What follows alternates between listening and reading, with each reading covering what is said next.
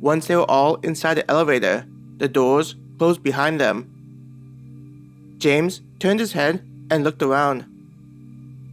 "It's the same as the other elevators," Kate said in surprise. "What did you think it would look like?" The guild worker looked at them after pressing a button for their destination. The elevator began moving upwards. "I know that I was thinking it was going to be different," Raul said. Sam nodded his head.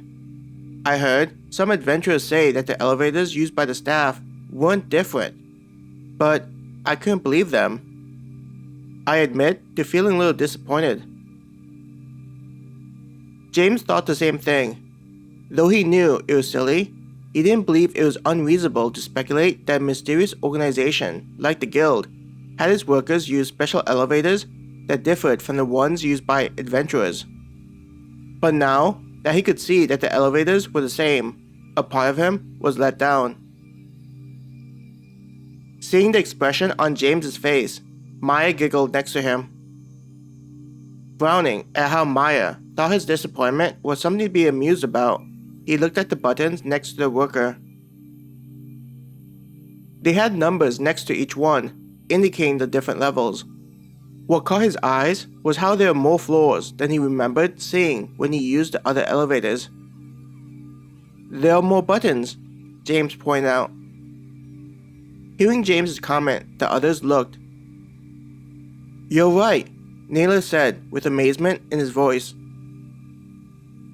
"I was always wondering why there were fewer buttons than the size of the guild building," Adam said as he scratched his chin in thought.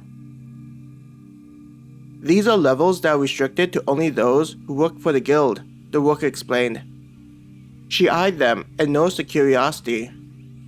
Some of the floors help maintain the system, which is used to file the information away, like when an adventurer accepts or completes a request.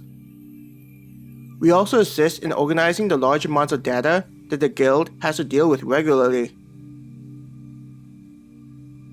"Is this the reason why this location is so much larger than the other locations?" Mim asked, his eyes wide.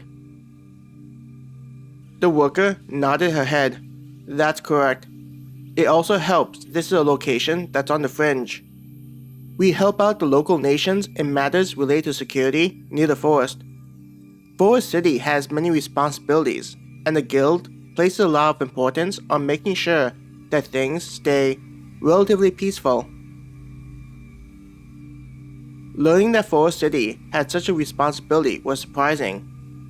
James had never thought that the city served such a function. He knew that people from different territories would frequent the city. Still, he assumed it was related to typical commerce and the usual official duties. "Then, are we being summoned due to encountering signs of rock bears?" James asked. The elevator stopped and the doors opened. "I'll let the branch manager answer those questions. I'm just a simple guild worker, so the information I have access to is limited." The guild worker motioned with a hand to indicate for them to step off the elevator. "You're not coming with us?" Maya asked, noticing the worker showing no indications of leaving the elevator.